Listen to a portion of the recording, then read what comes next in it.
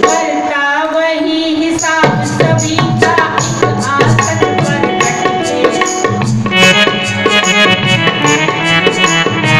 फैसला कभी न बदलेगा कोई से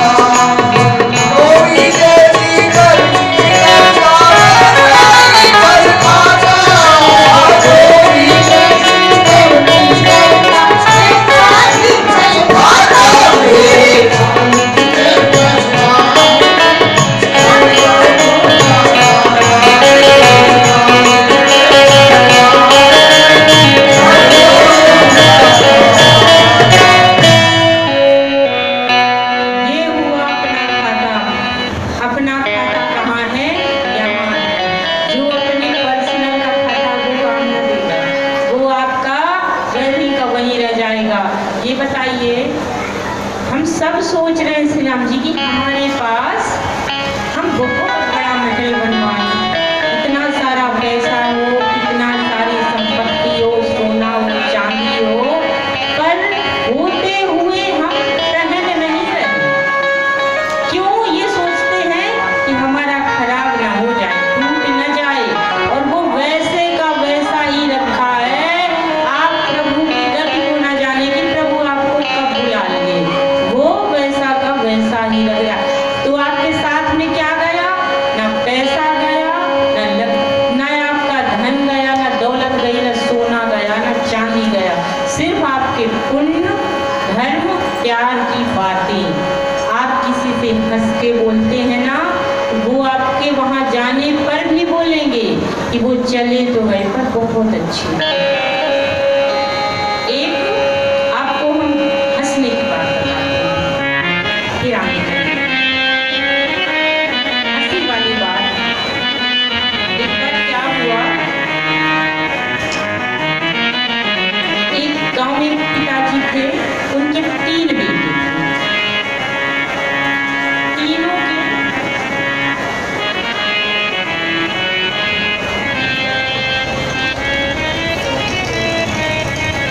तीनों के तीनों बेटे तोतले थे।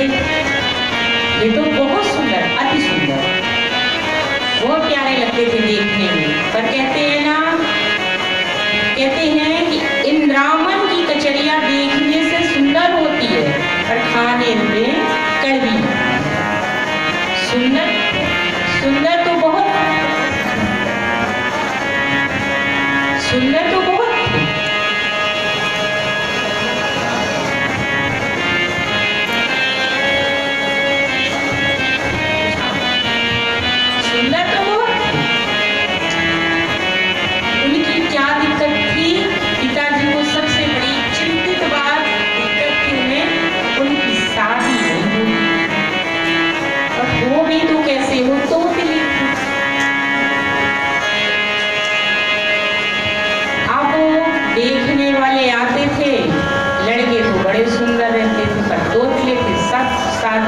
से कौन करेगा अपनी बेटी की? वो उसके पास खूब ही धन है, खूब ही जायदाद, किस काम की? सब तैयार, जितनी शादी वाले आए सब कैंसिल होती हैं।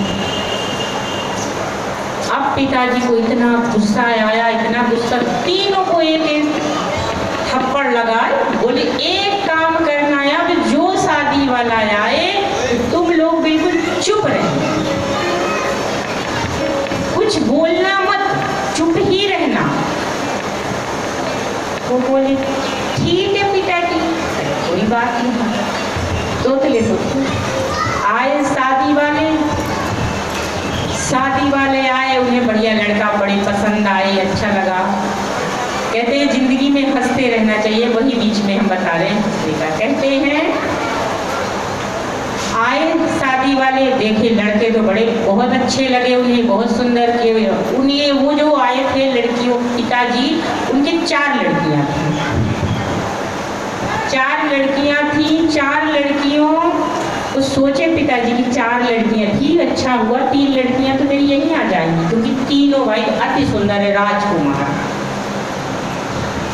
खाना आना उन्हें बनाया, भोजन बनाया गया, भोजन प्रसाद, बोले भोजन प्रसाद बना, भोजन प्रसाद परोसा गया थाली में उन्हें।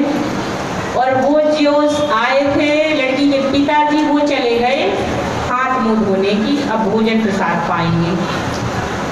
चले गए हाथ मुंह धोने, तब आके बैठे, उनके न आने के थोड़ा देर पहले एक चूहा चावल के दाने उठाए उनके थाली से, पिताजी लड़की के पिताजी के उसमें से, और चला गया। चूहा तो अब है, कहते चूहा तो चूहा है। अब वो आए पिताजी वहां पे बैठ गए, भोजन प्रसाद पानी। तो एक बोलता है बड़ा वाला भाई, पहले मैंने टूहा देखा, टूहा टावल लेके टला डाया,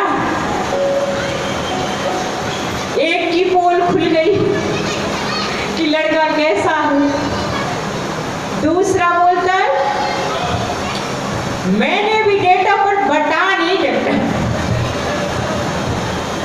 दूसरा बोला, तीसरा बोलता है मैंने देखा तो है पर मैं टुप टाप हूं।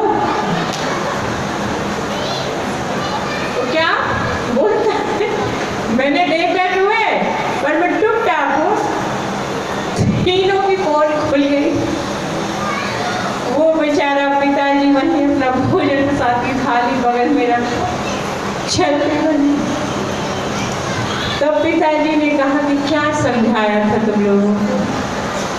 तो एक जो बोलता, छोटा वाला बोला कि मैंने वहां पे बोला ना पिताजी, मैं टुप टाप होता है तेरे टीप टाप के चक्कर में तो मैं रह गया। ये कहीं कहीं कहते हैं सत्य घटना भी होती है, पर ये कहते हैं हंसी वाली बात हो गई कि वो टुप टाप के चक्कर में लड़के बैठे रह गए। एक आपको बात बताते हैं, कहते हैं जिसके मन में नम दया होती है, और दया रखनी भी चाहिए अपनी जीवन में। अगर जिसके अंदर दया नहीं, उसके अंदर है क्या?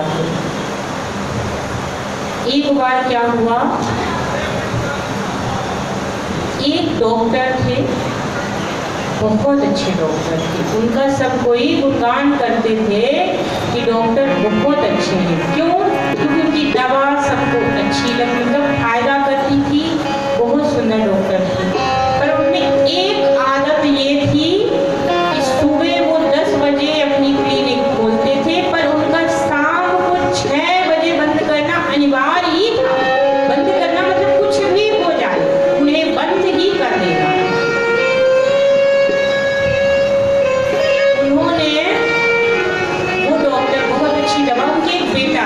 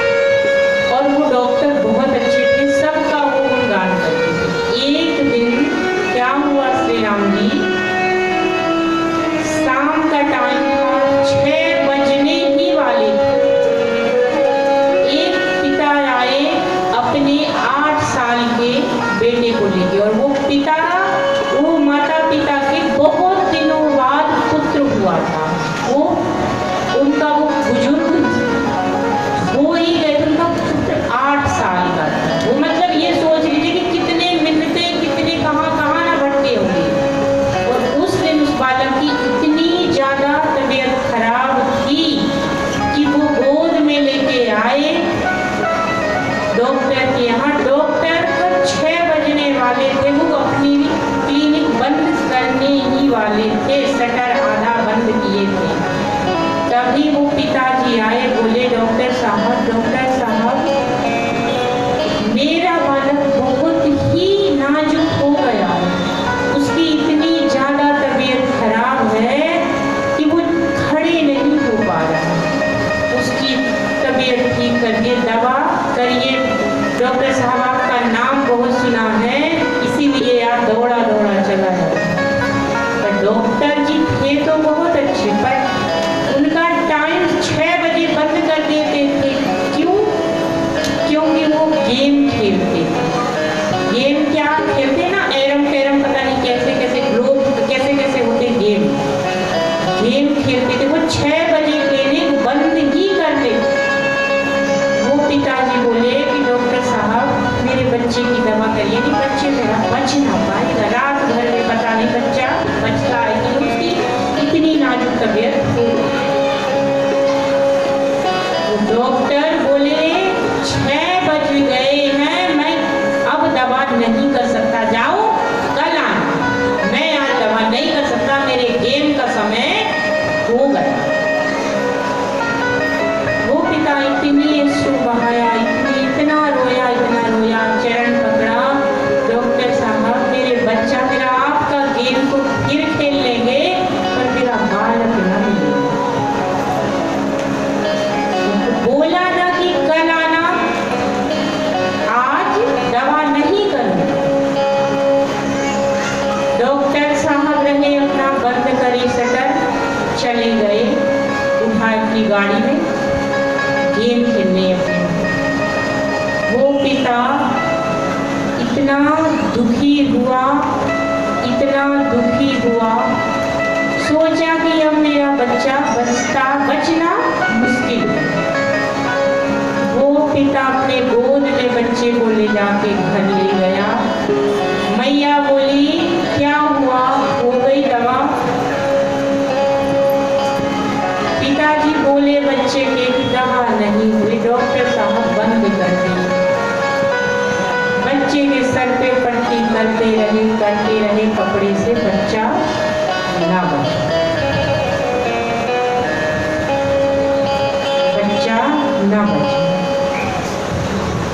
तब पिता को इतना दुख लगा कि हे भगवान, हे नाथ, मुझे आज ये कैसा दिन मिला, इससे अच्छा ना ही देते मुझे।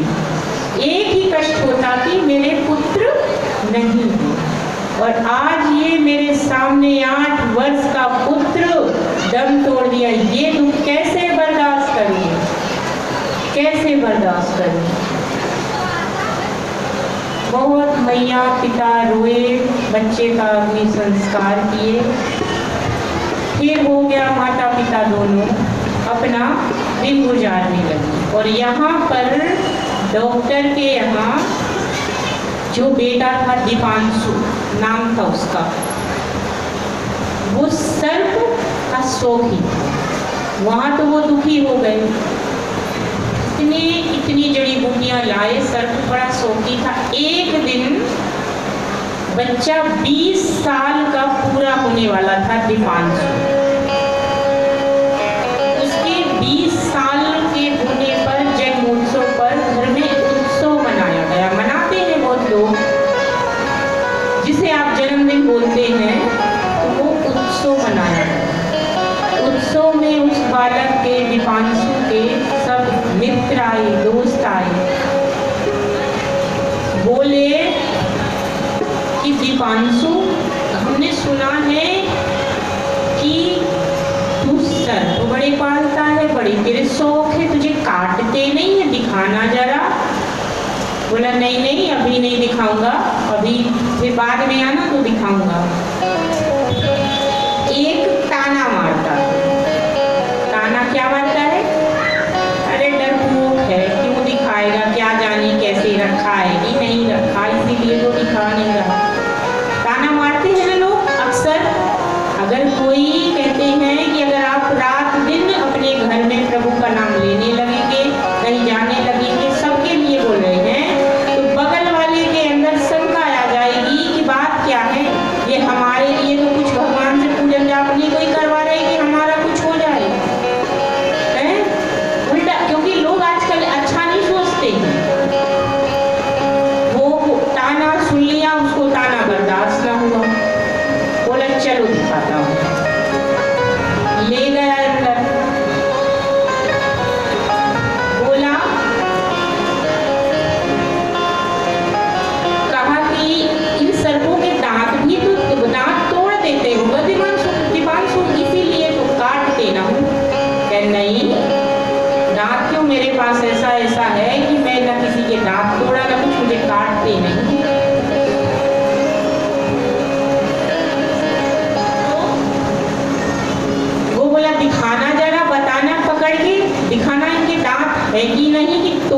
है कि नहीं? रोज प्रतिदिन वो आता था, सर्पों को ऐसे पकड़ लेता था, कुछ नहीं करते थे सर्प।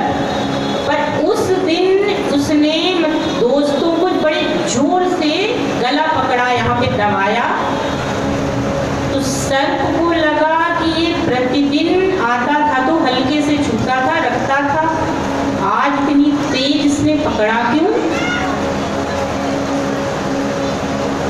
सर्प भी जान लिया कि आज मुझे ये हानि पहुंचाने वाला है।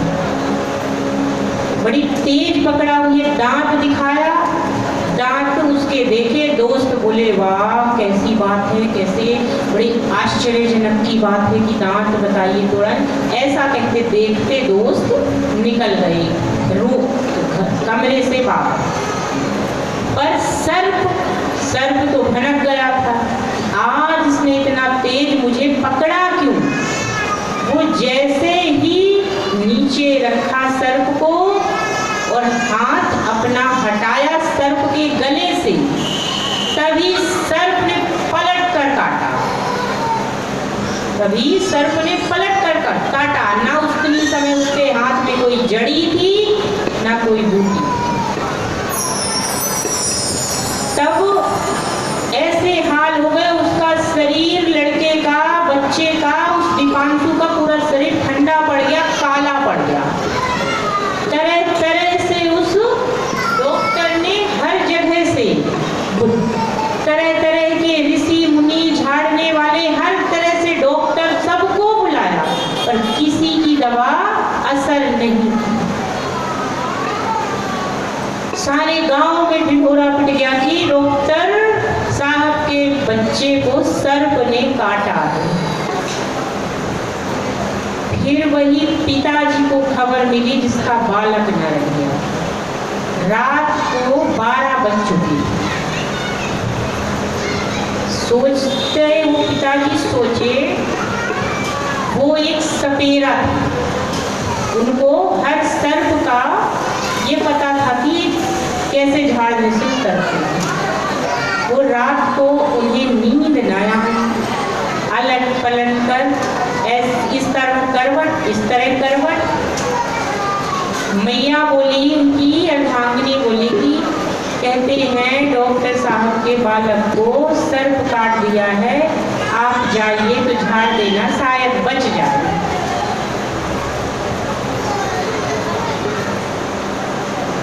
पिताजी तो उठे उस बालक के जो न रह गया, फिर पड़ गए। बोलते हैं क्यों जाऊं, मेरा बालक तो मेरे सामने कैसे तड़प तड़प कर जान उसकी निकल गई, आज उसे भी तो पता चले कि बालक का दर्द कैसा होता है।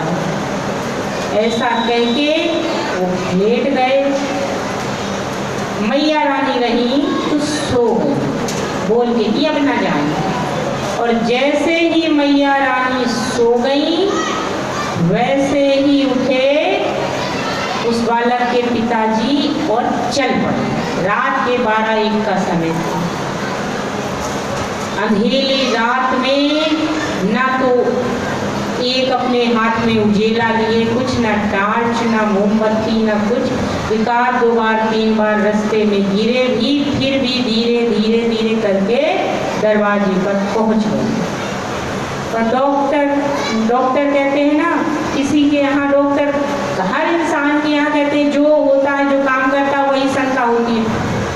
डॉक्टर देखे, बोले कि कोई आए, बोले अभी मत आओ, अभी मैं भी टेंशन में, बाद में आना दवाई करवाने, अभी मत आना, 1 महीने तक बिल्कुल दवा करवाने मत आना। तो पिताजी बोले उस बालक के जो न रह गया था बालक की, आपका बालक को सर्प काटा है? तो बोले डॉक्टर साहब हाँ काटा, कैसे दिखाइए, हमें बताइए कहाँ है। अंदर ले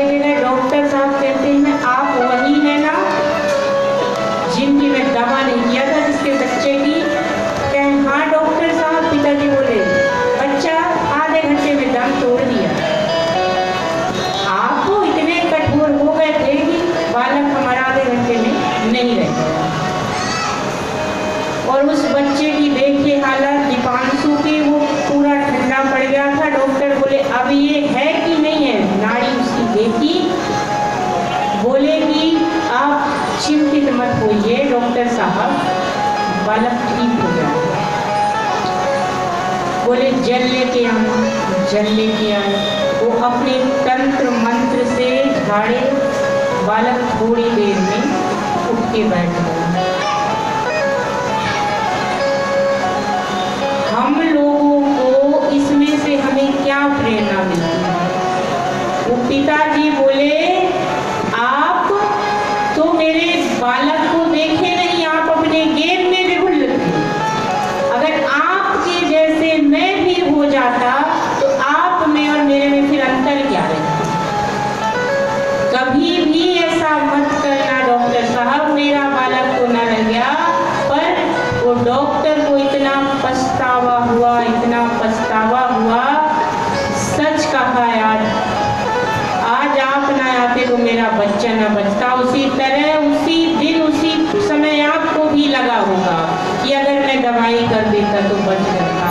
इसलिए आपसे यही निवेदन है हमारा कि कभी भी किसी के अगर मुसीबत, हमारे ठाकुर जी, हमारे श्री राम जी चाहेंगे किसी के मुसीबत ना आए, अगर आए तो साथ दीजिए।